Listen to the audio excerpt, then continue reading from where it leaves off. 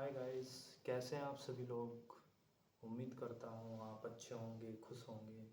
मैं हूँ आपका दोस्त, आपका भाई मनीष, और हम हैं हमारे यूट्यूब चैनल इंग्लिश कॉमरेड 1111 के साथ। जैसे कि आप जानते हो, परीक्षाओं का दौर चला हुआ है और आज ही DSSS द्वारा TGT इंग्लिश की परीक्षा संपन्न कराई गई और उत्तर प्रदेश माध्यमिक शिक्षा सेवा चयन बोर्ड द्वारा पहले ही तिथियां निर्धारित कर दी गई हैं यूपी PGT और यूपी TGT को लेके। तो स्पेशली मैं बात करूंगा यूपी PGT, जिसका एग्ज़ाम 15 और 16 अक्टूबर को होना है। और किसी भी एग्ज़ाम को क्रैक करने के लिए सबसे ज़रूरी होता है कुछ प्लानिंग्स, कुछ स्ट्रैटजी। वही सब चीज़ मैं आपके साथ शेयर करूंगा। सबसे पहले स्ट्रैटजी का सबसे पहला स्टेप होता है किसी भी एग्ज़ाम के लिए उसका सिलेबस को समझना, उसको अच्छे से रीड करना, ये बेहद ज़रूरी होता है। यूपी PGT इंग्लिश के दृष्टिकोण से देखा जाए तो हमारे सिलेबस में 17 राइटर्स हैं और इंटरनली अप्रोच के साथ अगर देखा जाए, डेप्थ से अगर देखा जाए तो काफ़ी ब्रॉड सिलेबस है। और ब्रॉड सिलेबस की तैयारी करना खुद में एक टास्क होता है, एक चैलेंज होता है। और आपने देखा होगा, जैसे आप तैयारी कर रहे हो, आपने सपोज करो रॉबर्ट फ्रॉस्ट पढ़ा। रॉबर्ट फ्रॉस्ट पढ़ने के बाद में आपने वॉल्ट विटमैन पढ़ा। वॉल्ट विटमैन पढ़ने के बाद में आपने अर्नेस्ट हेमिंग्वे पढ़ा, या उसके बाद मैथ्यू आर्नोल्ड पढ़ा, या फिर अल्फ्रेड लॉर्ड टेनिसन पढ़ा। तो सबसे एक मुश्किल जो चीज़ें आपके सामने आती होंगी कि जैसे आपने फ्रॉस्ट पढ़ा, फ्रॉस्ट की चीज़ें विटमैन में चली गई, फिर विटमैन के जो फैक्ट्स हैं वो फ्रॉस्ट में आ गई, फिर हेमिंग्वे के विटमैन में चले गए, आर्नोल्ड के टेनिसन में चले गए। इधर से उधर ये चीज़ें होती रहती है और इसके लिए बहुत वो फोकस करने की ज़रूरत होती है। लेकिन इस समस्या से बचने के लिए हमें एक कॉन्सेप्ट पे ध्यान देना होगा। कॉन्सेप्ट है कि जो ये हमारा सिलेबस है 17 राइटर्स का, उनको हमें कुछ छोटा करना है। छोटा इन द सेंस कि इनको हमें एक अब्रिज मैनर में लेके आना है। जैसे कि 17 राइटर्स को हमने बांटना है यूनिट में डिवाइड करना है। और 17 राइटर्स की यूनिट हम किस तरीके से डिवाइड करेंगे, जैसे कि आपने पढ़ा होगा, अगर हमारे PGT इंग्लिश के सिलेबस में 17 राइटर्स में से जो 4 राइटर्स हैं वो अमेरिकन हैं, 3 राइटर्स जो है वो इंडियंस राइटर है, और बाकी के ब्रिटिश राइटर्स हैं। सबका अपना अपने समय पर अपना अपना एक अलग योगदान रहा है। तो ऐसे ही कुछ हमें यहाँ करना है।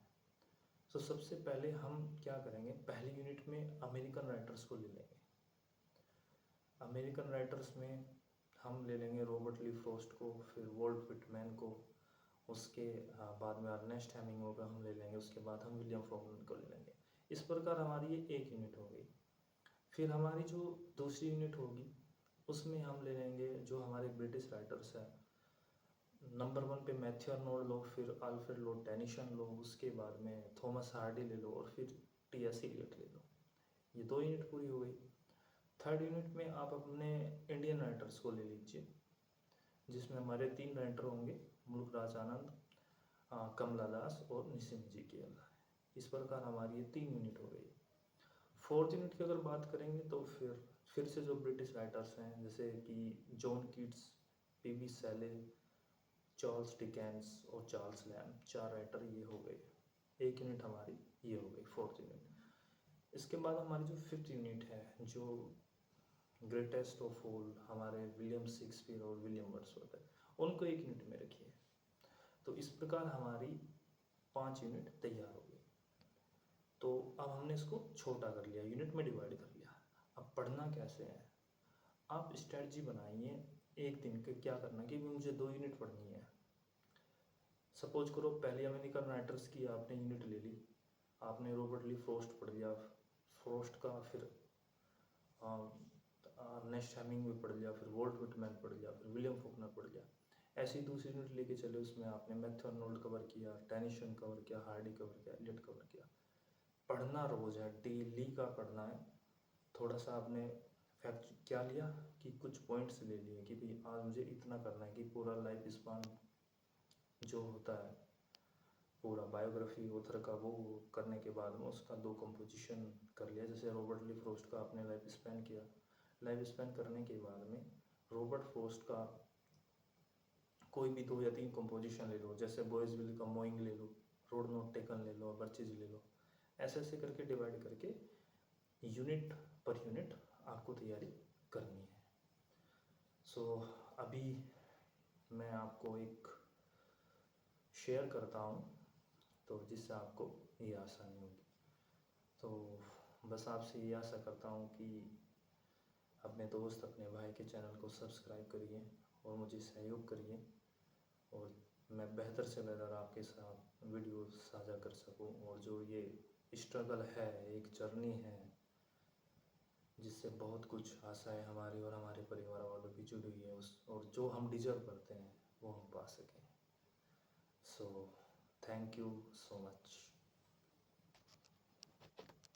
सो गाइस, जैसे कि मैंने अभी आपके सामने स्ट्रेटजी शेयर की थी कि कैसे कैसे एग्ज़ाम क्रैक होगा, वो सब अब आपके सामने है। कैसे कैसे हमने इसको यूनिट में डिवाइड किया। यूनिट 1 में हमने अमेरिकन राइटर्स ले लिए, Robert Lee Frost, Walter Pitman, Ernest Hemingway, William Faulkner. फिर यूनिट 2 में हमने ब्रिटिश राइटर्स लिए, Matthew Arnold, Alfred Lord Tennyson, Thomas Hardy, TS. Eliot. TS. Eliot जो अमेरिकन रहे थे पहले, लेकिन 1927 में उन्होंने ब्रिटिश सिटीजनशिप ले ली, तो ब्रिटिश राइटर हो गए। फिर उसके बाद यूनिट 3 में आए, ये भी ब्रिटिश राइटर्स रहे, John Keats, PB. Shelley, Charles Dickens और Charles lamb.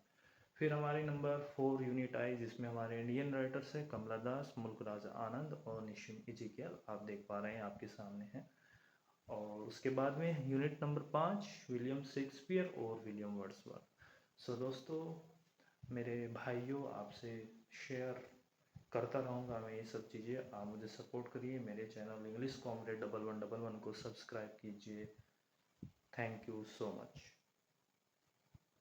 So guys, syllabus strategy को शेयर करने के बाद मैं आपको सीधे लेके चलता हूँ हमारे नेक्स्ट वीडियो कंटेंट पर, जो होगा हमारा इस स्ट्रेटजी को इम्प्लीमेंट में कैसे लेके आए।